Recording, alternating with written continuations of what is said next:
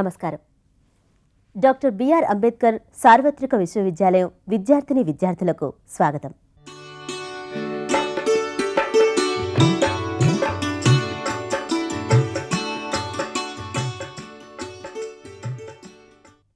Today's theme is copyright laws and libraries. Human beings have capacity of creation. So we have authors, artists, composers, designers, and so on. And they create a number of works like the books, poems, dramas, paintings, and so on. They have the exclusive right on their created works. The copyright laws protect their created works, ensure and protect against the illegal copying and use of these works. In libraries, on the other hand, we acquire various documents of various types like books, journals, microphones, video recordings, sound recordings, and so on, and keep them for use by the users with a motive of service. The librarians need to understand the implications of the copyright so as to provide better services, at the same time protect the rights of its creators. We have two experts in our studios, Professor Vivekanandan and Professor Sridhar from Nalsar, National Institute of Legal Studies and Research University, Hyderabad. Dr. Vivekanandan, what is copyright?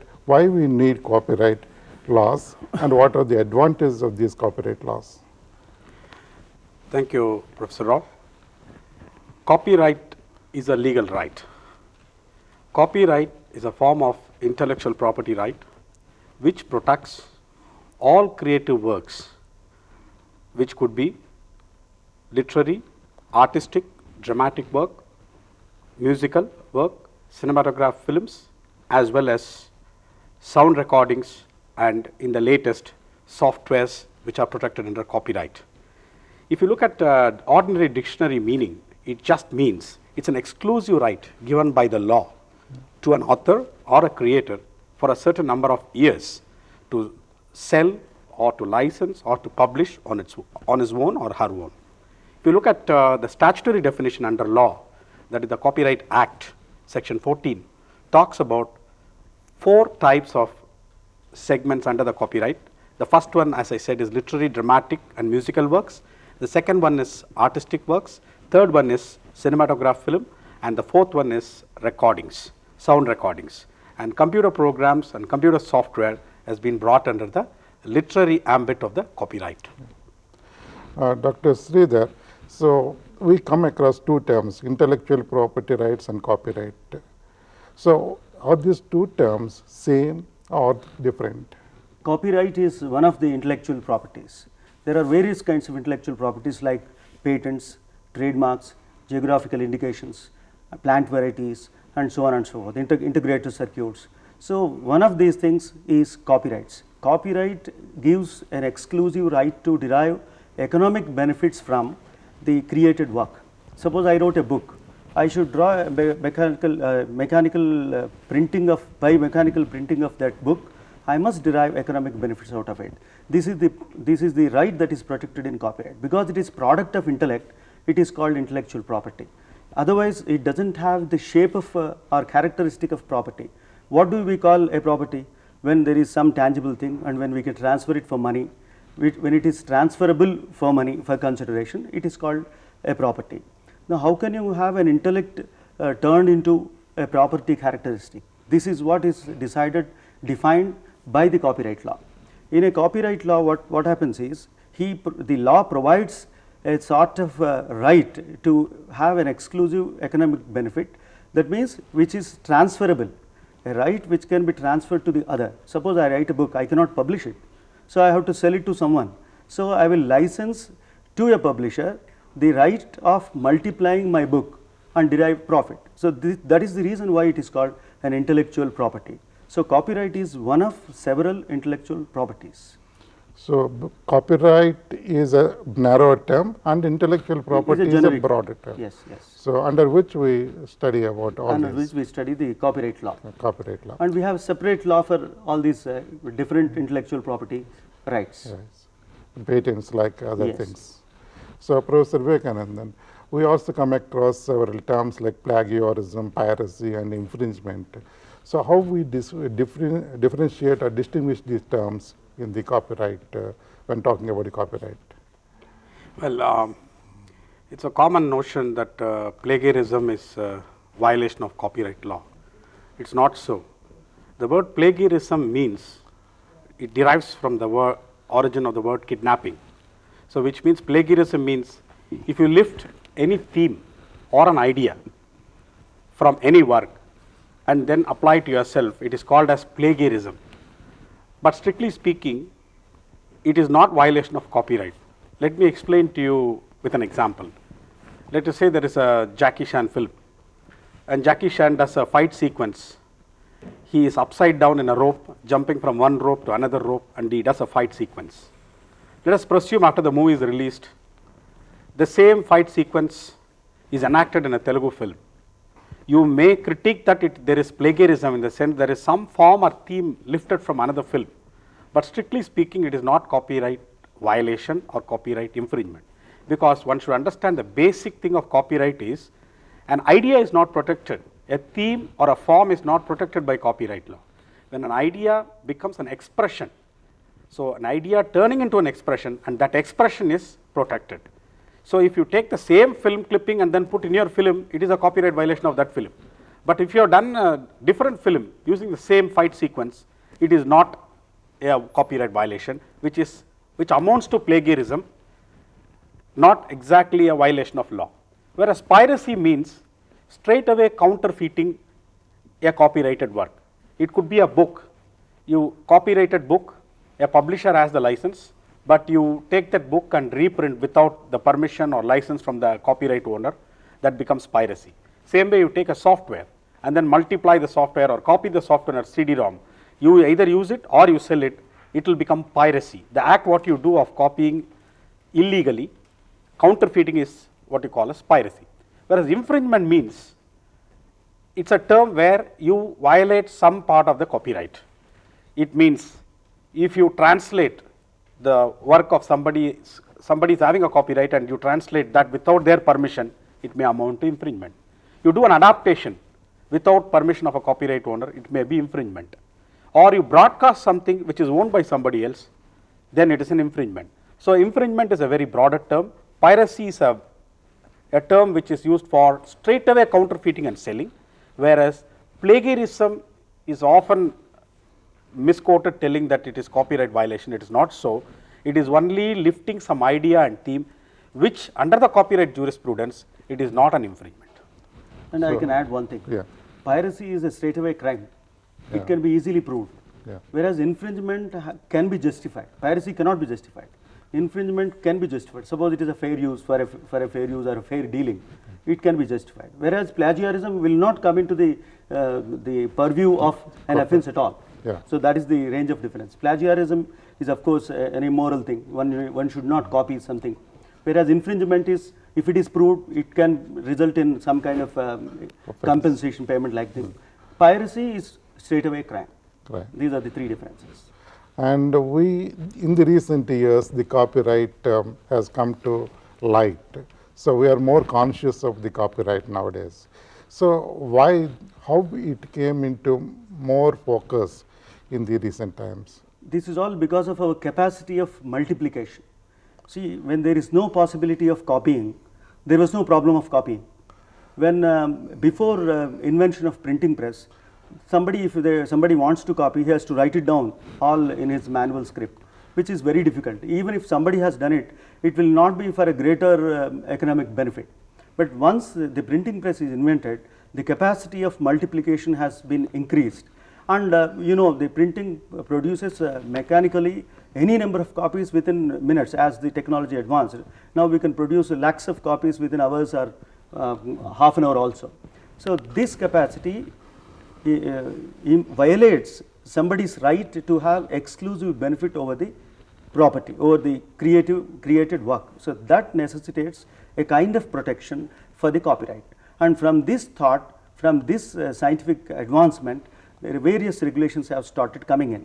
It was in England, after this invention of printing press, some of the publishers wanted to retain their exclusive publication rights of certain books, certain literatures. They wanted to prevent others from printing the same books and selling them in the market, in the same market. So that is the first genesis of the idea of protection of copyright. In fact, authors are not protected in the beginning, the publishers are protected in the beginning, and some terms of protection was granted to them. And again, we should know one thing very specifically. Copyright protection is not for permanent period, eternity is not available. You can't have monopoly of your intellectual property forever, it is for a limited period. So the publishers were initially granted a limited period, and that period was being expanded in United States. It all started with 1709, the Statute of Anne, and from there various revisions were taken place, regulations were introduced, and then ultimately a copyright law of UK has emerged with a specific term for the protection of copyright. Then another problem came. See, our multiplication capacity and communication industry has expanded. Now we can publish a book here and transmit it immediately in the neighboring country. We can sell our publications in the neighboring country. Then came the necessity of international regulations, international conventions, because my product, my book has to be sold only in my country for my property was the first initial notion. Now I have to sell it in the neighboring country also. So I must have a similar protection in the neighboring country. When laws are different, when the sovereigns are different, how do you protect your property in the neighboring country? Only by bilateral agreement. And this bilateral agreement is basis of international convention. This bilateral agreements expanded and various countries included in the kind of agreement, and that became an international convention. So in 1886, the first international convention, which is called Basic Copyright Convention, has come into existence in 1886. It is called Berne Convention. Here a similar protections, similar safeguards, similar terms or common minimum terms of regulation and protection were accorded to the copyrighted works in different countries. Suppose I am a member state who is a signatory, I have signed the convention, India signed the convention. I should see that nobody infringes the copyright of the book published in UK. It is a sort of according a kind of monopoly to a writer, a creative property. It may be extended to computer program, as has been rightly pointed out by my friend. It can be extended to any literary work, it can be extended to dramatic work, musical recording, sound recording, earlier they are called phonograms, and now all important internet communication. Now you are in a position to communicate within seconds to any part of any nook and corner of the world. So this necessitates the expansion of international convention, and that's what happened. In 1996, we have a couple of conventions and treaties. One is copyright treaty, the other is phonograms treaty. So these two treaties try to cover the digital advancement of publication industry and communication industry, and they take care of the rights of the intellectual creators in whole of the world. So that is the international scope of copyright. That is the reason why each country has to develop a regulatory law, and entire world also has to have a uniform regulation to protect the copyright of intellectual writers, intellectual creators. So that is the purpose, focus and necessity of expansion.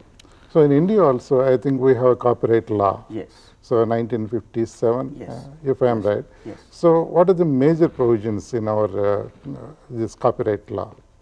Major provisions of the copyright law is, first it defines wherein copyright subsists, and what are the various kinds of works that can be protected under copyright, and then what are the various kinds of exceptions allowed, that means what are the works which cannot be copyrighted.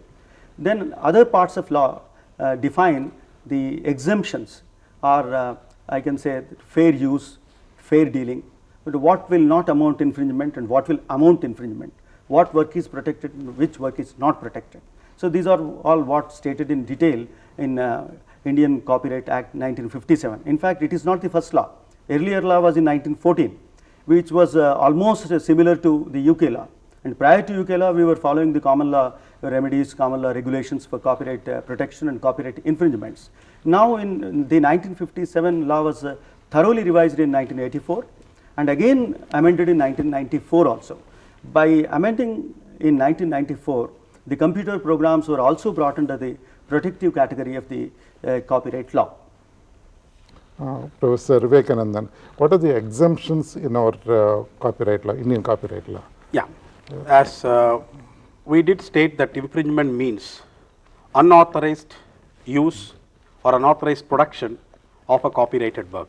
But however, the copyright law of different countries, even an Indian Copyright Act, there are certain provisions which allows use of others' work, which does not amount to infringement, and that is a category what they call as the fair use category. So, anything which is for fair use is exempt from infringement. And what are these fair uses? If you look at it especially from the viewpoint of libraries and information center and educational purposes, fair use is allowed for private research and teaching.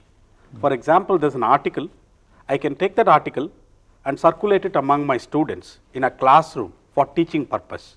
So, in that case, even though I do not have the explicit permission of the author, I may acknowledge the author, but there is no explicit permission from the copyright owner, but still it will not amount to infringement. Same way, another exemption clause what we have is, if you use some material for critique, you want to do a book review, you have taken the book, some parts of the book you have taken excerpts and then made a critique of the book. Then in such case, the copyright owner cannot come and tell that there is an infringement, because it is again fair use, because you are disseminating to the public. The same way, certain uses for parliamentary use, certain uses for judicial proceedings, they can use copyrighted work which will not amount to infringement. Another one is parody, what they call. Parody is a very important thing. For example, you made a film and I make another film which is a satire of the original film, which may be having the same theme, same sequence, but still the final result is that what I have done is satire, what I have done is a comical gesture. So, in such case, the law permits these kind of use and it exempts from the infringement. Exemption is basically given for educational and research purposes and also for limited use. Is it so for the sound recordings and video clippings, same exemptions are allowed? Well, sound recordings, and if it is purely research, it again falls under fair use. That is also interesting. You see some of the film tunes are put in advertisements. Some famous tunes of a film is hit, a particular song is hit, that particular tune is used in advertisements of some other product. The question comes whether it is infringement. Courts have said if you use some tune, change the words or use a similar tune for less than 30 seconds, it does not amount to infringement. It will still not amount to infringement because it has not affected the commercial value of the original song. So, that will be a yardstick. As long as it is, the bottom line is, as long as it is not depreciating the commercial value of somebody, that will be the test to find out whether you are using some of the audio clippings, some of the musical clippings, even for commercial purpose, leave alone educational research purpose, which it can be used. Any educational research purpose, if it takes a musical clipping or a video clipping, it still will not amount to infringement. So, if it is a fair use, then we can say it is exempted. There is one more class of fair uses, that is personal use. Suppose I have purchased a book and I am reading it for my own purpose, or I purchased a cassette, I am listening to it. So, it is personal use. Or suppose I lent my book to my friend. So, library lends a book to the users. Yeah. Will it come under the classification of infringement? It is not, because the books are being used personally, not commercially. So, where you can distinguish between personal use from commercial exploitation, it is fair use. Whenever there is an element of profit, wherever there is an element of commercial exploitation, it is called unfair use.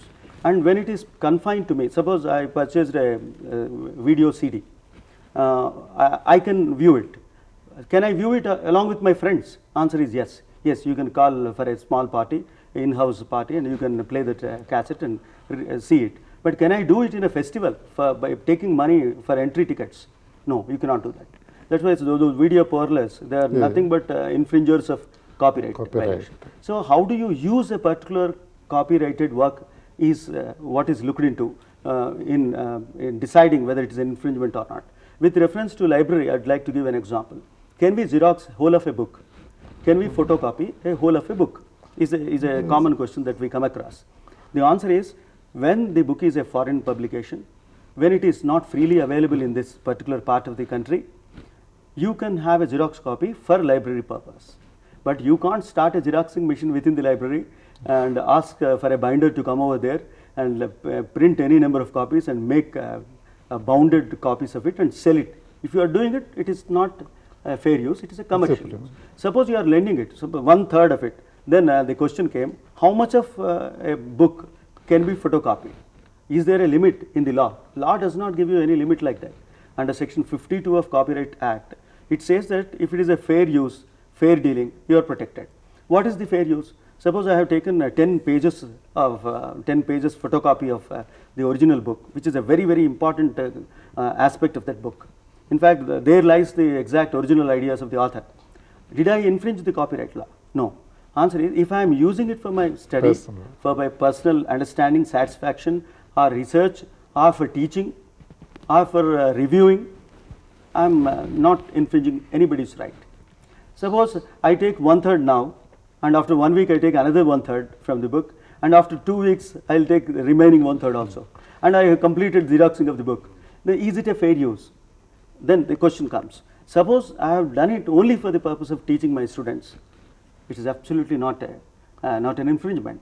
So fair use is a question of fact, that means which has to be decided in each and every case. You have certain set examples which operate as guidelines, and we have to take lessons from those guidelines and understand whether it is whether this particular act is a fair use or not. I will give you another example of review. When I am reviewing a book of poetry, I will recite some of the, I will reproduce excerpts from the book, and if my extraction crosses the limit of 1/3 or reaches almost half of it, can I be sued for infringement of copyright is the question. Answer is again no. As long as I am doing it for critical analysis, study, research, and for promoting the book, by appreciating a book, I am really taking the book into the public. So I am contributing to fairly to the benefit of the book and its market. So it is not an infringement. So you can't impose certain limitations, specific limitations on the infringement or fair use technology. It has to depend on each and every circumstance, each and every case. That's how you have to examine the fair use. So we are referring to the copyright. Is it how long it lasts? So what is the duration of? Before coming to that, one important point I wanted to mention, which is a problem in terms of fair use today, people should understand is about softwares. Yeah. Like you are copying a book for fair use, personal use. Can you copy a software? It's a very important question, which is today in the world of internet and we are connected everywhere. So it is simply no. If it is a software, the difference between the other copyright and software is that software is always licensed. It is not outright sold to anyone. So the licensing limitations, which means it is a single user who has to use that. So you cannot say in the same yardstick in a library, I downloaded a software and then I put it in another computer, which will definitely amount to copyright violation infringement, because it is governed by licensing provisions vis-a-vis the other things like books. I buy a book, I can donate it to anyone. Nobody will ask me any question on that. But if a software I buy, I cannot just donate it to someone, because what I am purchasing a software is bound by the licensing agreements in the software. It is not an outright sale. So most proprietary software which are in the market are licensed under terms and conditions. So just I wanted to add a bit on that. Coming to your next question. That's why when we install a software, generally we get an agreement. Unless you click on the I agree, I accept all the conditions mentioned in that. Generally nobody reads that. So then it won't go further. It won't be installed, that one. It comes out. So generally that in the software they have that provision. And duration, regarding the copyright duration. So what is the duration of a copyright? Suppose I created a work or I have written a book. How long I can claim the copyright? Well, duration, as Professor Sridhar was telling, in the beginning when publishers was protected about 12 years. The current copyright law in India, if it is a book, literary, dramatic, other works, or all the works, if you find out, the duration is author's life plus 60 years. The original act of 1957 stipulated author's life period plus 50 years. Now it has been extended another 10 years, and the current provision is that it is author's life plus 60 years that copyright belongs to the author, unless he chooses, if he chooses to license it, or if he outright sells to that, that will belong to the other person for 50 years from the time what he has purchased, or sorry, 60 years from the time it's purchased. So that is the copyright thing. It is similar for literary dramatic work, it is similar for cinematograph films, it is similar for sound recordings. So as long as the author lives plus 50 years, if it is purchased from the author, from the time he purchased, that particular period of 50 years will start counting. Yeah, Professor Sridhar, we have remedies for the infringement. What are those? There are various kinds of remedies available. There are civil remedies, administrative remedies, and criminal law remedies. In civil remedies, you can sue for stopping the continuation of infringement of the copyrighted work. Suppose somebody is copying my book, I can go to the civil court and say that so and so is my original work and so and so is publishing it, trying to reproduce. Do you know what is the infringement of a copyright? Reproducing it, multiplying the copies without my permission, without the author's permission. Author is the owner of the copyright. Unless he assigned it to a publisher, publisher cannot publish them, publisher cannot reproduce them, multiply them and sell them. So if somebody is attempting to print and distribute, I can stop them. The author, the owner, as an owner of the copyright, can stop him. The second remedy is, if my contract of assignment of copyright is not properly implemented or breached, or the remuneration or the royalty which I am supposed to get, I did not get properly, I can sue the publisher or the partner assignee of my copyright to pay for breach of contract. That is one thing. Suppose he is not coming out with the royalty details that are to be paid to the author regularly every year or every quarter as agreed upon, the author can sue for accounts. That means it can ask the court to direct the publisher to give accounts of profits to the owner of the copyright, that is the author. That is another remedy available. And one more remedy is, suppose a publisher has already prepared plates, negatives, and is almost ready to publish them. Or take the example of a cassette industry. Somebody has already duplicated the cassettes, thousands of cassettes are lying in his godown. So I can ask the court to take over, confiscate all those plates and give it to the original owner. So we have discussed the copyright laws and their implications, general implications, as well as their implication to the library and information services. So what is copyright, why we need this copyright, and what are the various conventions which have made the copyright focused into the use of it.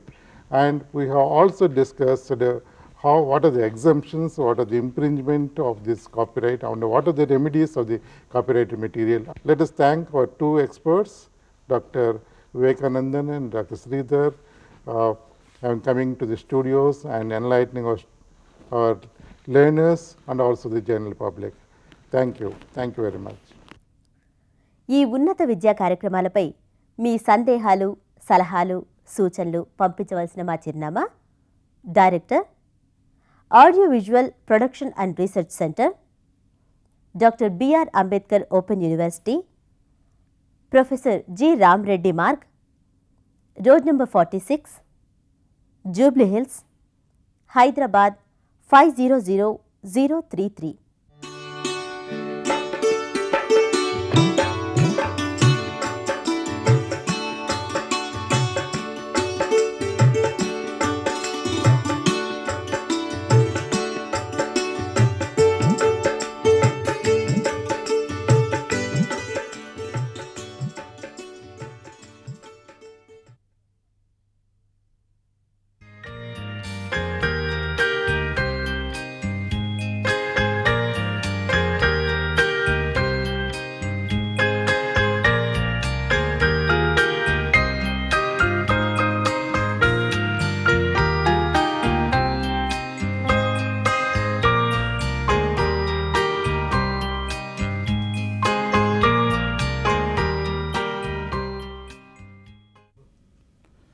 Well, today we would discuss on a topic, the online public access catalog. The importance of this particular feature in a library. In this topic, I would like to cover in general what a library is and what a catalog is about, and what is an online public access catalog, and how do we search the online public access catalog, and various characteristics of this particular catalog, and ultimately we can also cover the web based online public access catalog. As we understand that the library, which is a very important component in information and knowledge society, the characteristics of the library has changed over a period from a mere storehouse of knowledge to a dynamic information resource center. When we talk about information resource center, the library contains various types of information resources. At present, these resources which are stored in this particular library, traditionally the library has been trying to create a catalog so that the resources which are in the library can be searched manually by a card catalog. We define the card catalog of a library as a key to the library holdings. So, whatever is there in the library, the card catalog should reflect, and that is the best way for a user to come into a library, then look for what the library has and what he is looking for, whether what he wants is available in the library or not. All these activities take a little bit of time in searching a manual card catalog, and over a period of time, as we know the fifth law of library science, that the library is a growing organization or organism. In such a situation, year after year, the reading materials grow and the acquisition of information resources grow in the library, and eventually the card catalog also grows, and then it becomes over a period almost very difficult to maintain the sequence of catalog, which can be an author sequence or a title sequence or a subject sequence or a combined dictionary catalog covering all these areas. When a card catalog becomes very difficult to consult because of inherent problems in arranging the cards in a proper order in the trays of the library card catalog cabinets, it is at this point of time it becomes almost impossible to maintain it a high level standard when we talk about it is a key to the library holdings. So, in that sense, it is necessary to look at various other options, including the technology options which is available for the libraries to adopt. While adopting the technology, we can convert this particular information resource of the library into a machine readable database. Once the card catalog gets converted into a machine readable form, we would call that as an online public access catalog. Online because the catalog is available for searching over the networks, over the internet and a remote search facility is a characteristics of an online public access catalog. And the best of the characteristics of the catalog can also be touched upon. Then all the information resources, as I was mentioning, the library holds. It is not just only the print materials. Over a period of time, the print materials have changed into microforms, where we talk about microfilms, we talk about microfiche, and now we talk about electronic resources. In electronic resources, we mainly deal with optical resources and online resources, and apart from this, the digital resources itself. So, when reading or when the information resources are changing so rapidly from print to microforms or microforms to electronic resources, it becomes almost very important for a library to change its way of organizing the materials. And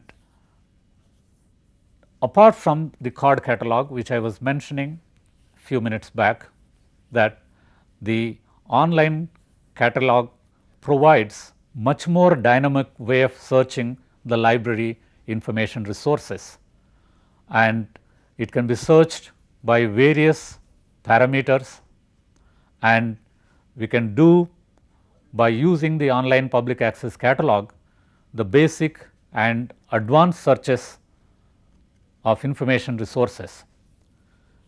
Let us look at the online public access catalog a little bit more in terms of as a part of a database. As we know that converting the card catalog into a machine readable catalog is called as an online public access catalog, in which we need to look at a very high level of standards inbuilt into this particular system, so that it becomes easier for searching world over the materials which are located in a particular library. The standards such as the Mark 21, the Unicode. When we talk about the Unicode, it can take care of all the language problems which normally encountered by many libraries, because the language is apart from English, there are so many languages in every country almost. Then the other standard which should be part of an catalog, an online catalog, is the CCF and ISO 2709. These are some of the features of standards for database building, so that when the database becomes necessary to access remotely, these standards play a very vital role. The standard would always enable the library to network and the user to search using several network media. It can be your own local area network, it can be a wide area network, it can be internet based network solutions. And this particular feature of online public access catalog, when it is available over the internet, we call it as web opaque. Web is nothing but the word is derived from the World Wide Web, and the web opaque enables accessing the library catalog over the internet, and with another standard inbuilt into, which is called Z39.50 protocol as a standard. If it is available on the library server, it becomes almost very comfortable for a remote user in whichever the platform the user is working with. He or she would be in a position to access the catalog or search the catalog almost in depth into the information resources. Let us look at how to make a online public access catalog search. As we all know how to search a card catalog. A card catalog normally is arranged in the cabinets in a dictionary manner, that is A to Z in an alphabetization.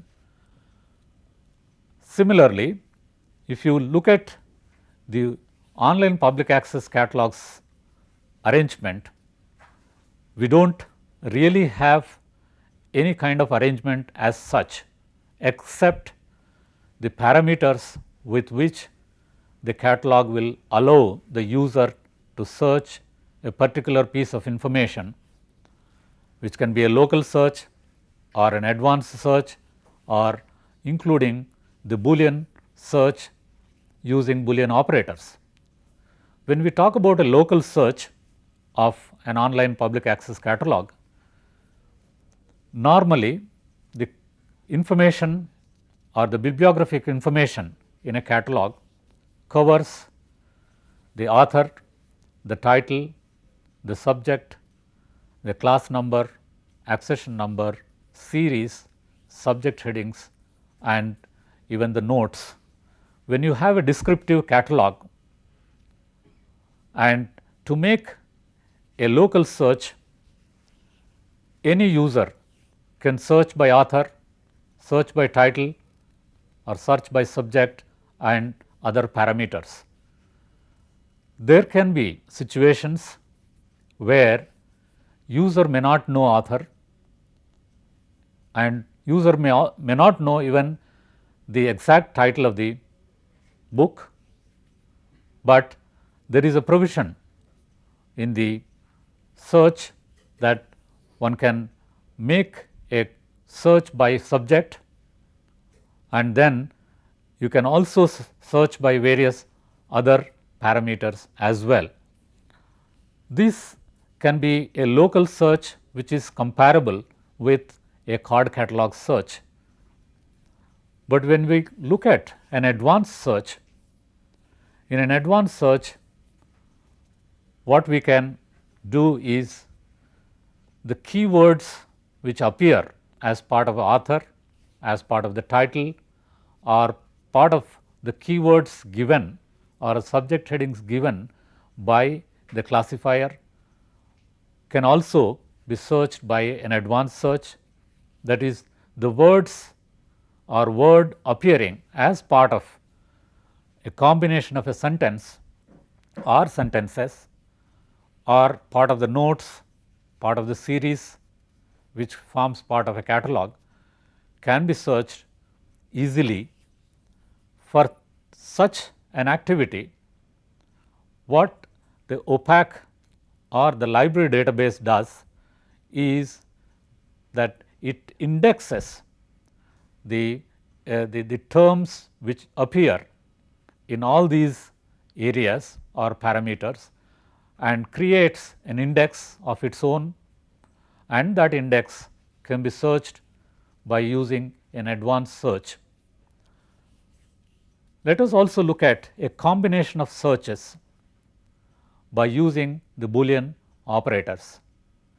A Boolean operator is nothing but combining two keywords or combining two words using and, or, not, etc. as Boolean operators, and also one can make a truncation search so that if an exact word is not known, but sometimes the ending of the word is different, you can always search with the fewer alphabets taken from the word or the first few alphabets taken from the word and then if a search key is or search command is given to the OPAC, it can make a search with the ending letters and then give a search result. All this is possible on the OPAC search for the simple reason that the computer is enabling the user to interact with the database which is sitting in the computer, whereas if you look at a card catalog, unfortunately this particular facility is just not possible. Let us also look at a wider characteristics of the OPAC.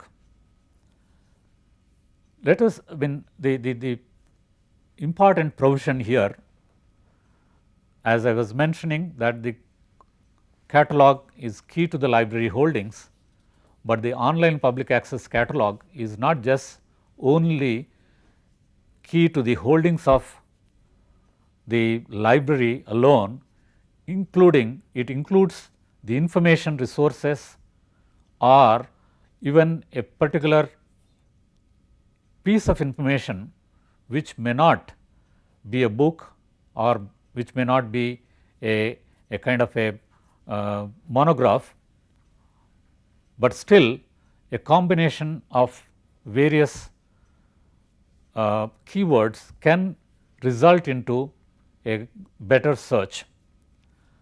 And the online public access catalogs of various libraries will have different features, because mainly the OPAC reflects the software which a library uses.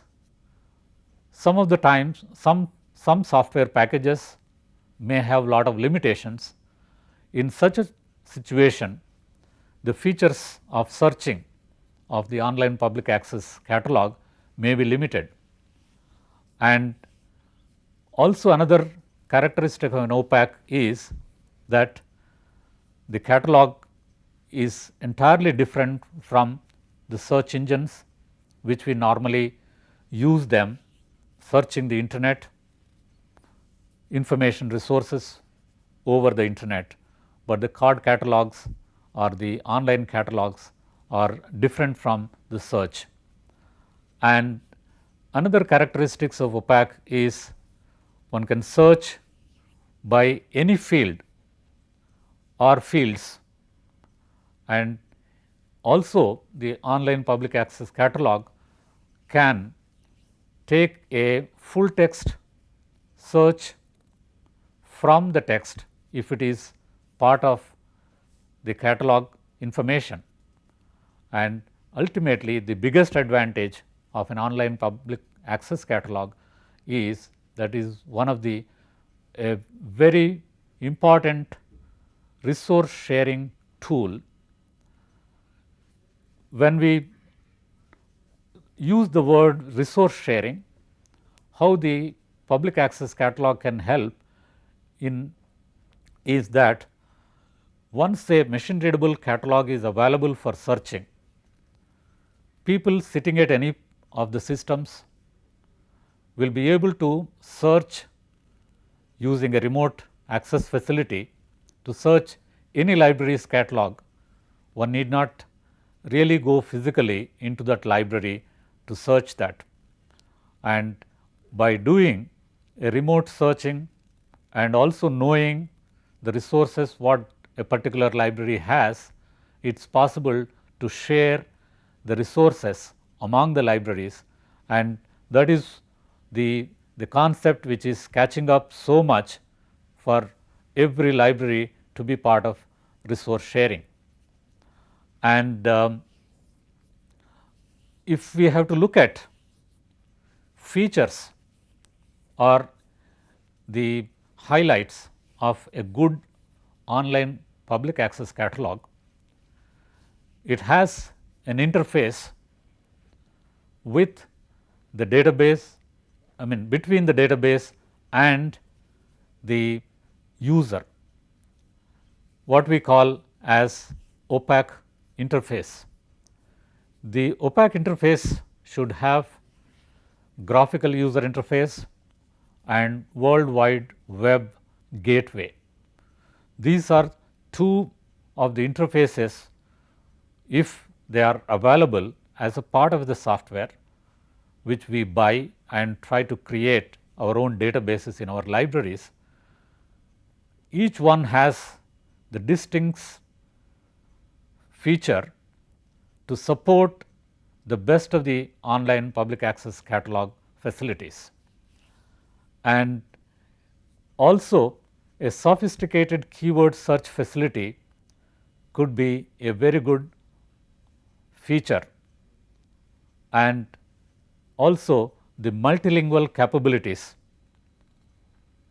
That is, if the databases are built in using English and other languages including Indian languages, there is a like the Unicode standard, if it is inbuilt as part of this particular catalog, then it is possible to search the multilingual catalogs with a single user interface by selecting the language and then making a search and getting the results on the screen.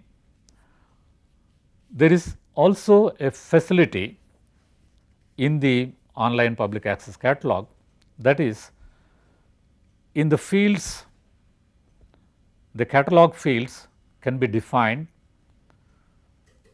with two languages like English and any other regional language or an Indian language. If a database is created and it can be searched by the English in a translated form and also in its original language itself. Let us look at how a Z39.50 protocol can help retrieving information using the public access catalog. This particular protocol enables the user to search across the libraries for an information which he is looking for, provided the servers in which this information is made available or the servers which has the capabilities of Z39.50 protocol will allow the user to make an across the search and retrieve the information. And such retrieved information, whether it is with this standard or some other standard, if the Z39.50 protocol is not supporting the software package or the library application software package, one can also use Telnet as a search.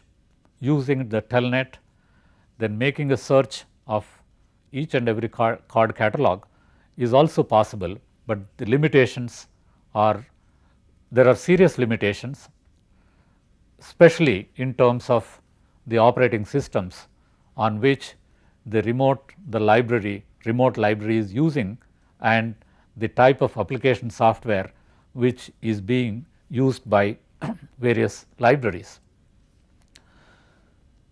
After making these kinds of searches, a user would definitely like to make it simpler for themselves by printing whatever they have searched or by saving into the local hard disk or maybe emailing these searched results to a remote user. All these can be a good feature of an online public access catalog. Online help system should also have a pop-up screens as and when a user interacts with. Let us look at a little more features on the web opaque, which I have been talking about. A web opaque will allow the library to make their library catalog over the internet if the libraries have their own home page or a website, and the opaque is made available for the users, remote users, to access using a web browser and through a web gateway, then it becomes much more dynamic in the sense, and there are different tools to also know what are the different web opaques available on the web. The best of the catalogs on the web, we can talk about libweb using the telnet and web browsers. libcat can allow the catalogs of various libraries on the web, and ultimately the webcats, that is web based catalogs only. The web opaque can be designed exclusively because the features of the software package when you buy should allow your catalog to be web enabled, and also at the same time you can design the screen page of a web opaque which can be aesthetically and also which can be built in much better way of searching the information. మా కార్యక్రమాలపై మీ సూచనలు, సలహాలు, అభిప్రాయాలు మాకు తెలియజేయండి. మీ సూచనలు, సలహాలు, అభిప్రాయాలు మాకు తెలియజేయవలసిన చిరునామా: director, audio visual production and research centre, doctor B R Ambedkar open university, professor G Ramareddy Marg, road number 46, Jubilee Hills, Hyderabad 500003.